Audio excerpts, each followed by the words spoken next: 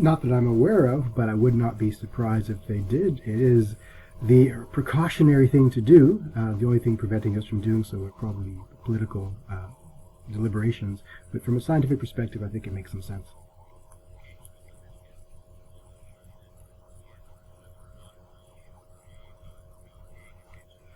Oh, yeah. So the immunity levels in China are low because of low levels of past infection and low levels of vaccination, and because of a lesser quality vaccine as compared to the mRNA vaccines.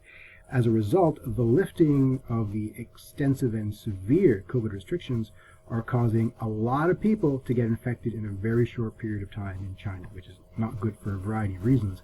One of those reasons is with more infection of a lot of people in a short period of time, the likelihood of new and more dangerous variants increases dramatically. So it seems likely that a scary immune evasive variant will emerge in that population. Therefore, it makes sense for us to be on the lookout for importation of such a variant.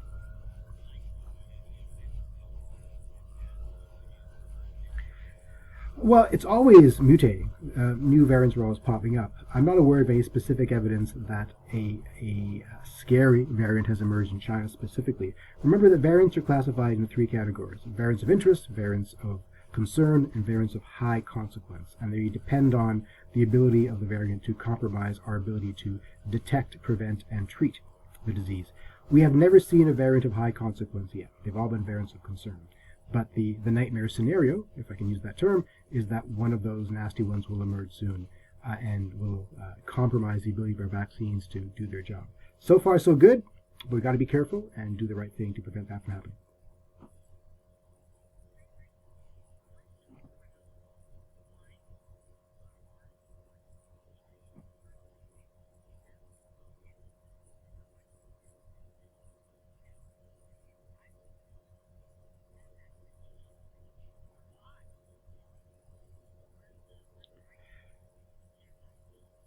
Well, the vaccination rates are not that high. The exact numbers I don't recall. And we have a lot of hybrid immunity, people who got infected and got vaccinated, so we have higher levels of that kind of immunity. They don't have that. And the quality of vaccine they're using, the Chinese-made Sinovac type, is not as efficacious as the ones that we use. So all that combined means that once the dam was lifted, the floodwaters rushed in and infected a lot of people very, very quickly. And it's unfortunate for a number of reasons. They had a lot of time to prepare, more time than anybody else because of their extreme COVID-0 policies. I think that time was squandered. It could have been used to build more infrastructure and to vaccinate more.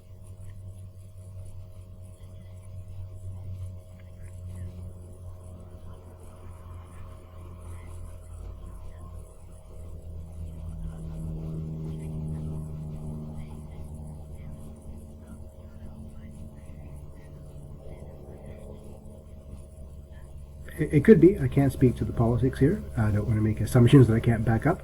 I have strong suspicions that they are pursuing their own mRNA vaccines now. The technology has been proven. And now much of the world is pursuing intranasal mucosal vaccines to really put a halt to transmission as well. So I wouldn't be surprised if they go that route as well. In fact, their Sinovac vaccine does have a mucosal version. I'm not sure how far it's been distributed yet, but there's no evidence yet that that stops transmission.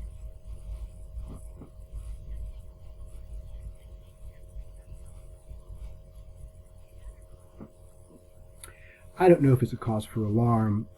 Right now, we're in a state of hyperendemicity, frankly, probably much of the Western world is, where we just have high levels of COVID all the time, and this will just, confirm those high levels.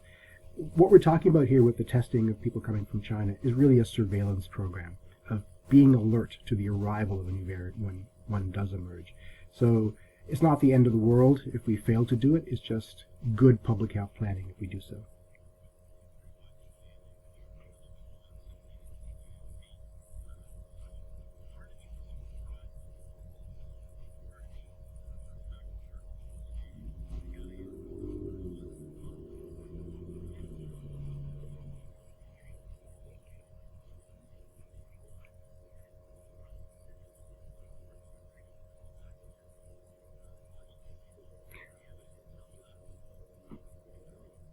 This is a sociological phenomenon.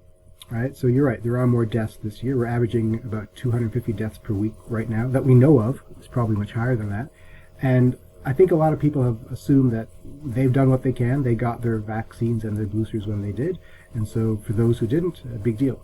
But that's not really the case here. I think for what's happening is we have these new hyper-contagious variants, Omicron and its children, that are infecting a lot more people repeatedly. So as a result, even though the case fatality rate, that fraction of infected people who die, is smaller now than it has been in 2020, for example, a small fraction of a very large number is a very large number. That's what we're seeing. We're just seeing more people being infected, therefore the number of deaths is higher. And I think we should do something to stop that, but we're not doing anything.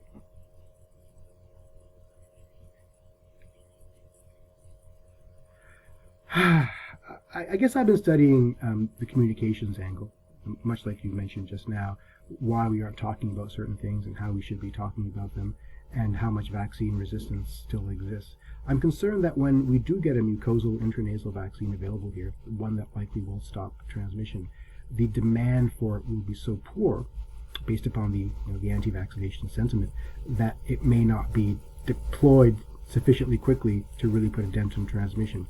So we have to really put our foot on the pedal, on the gas, when it comes to re-educating the public about what vaccines do, what they mean, how transmission works, etc., and really get people to trust public health and science again, because trust is at an all-time low.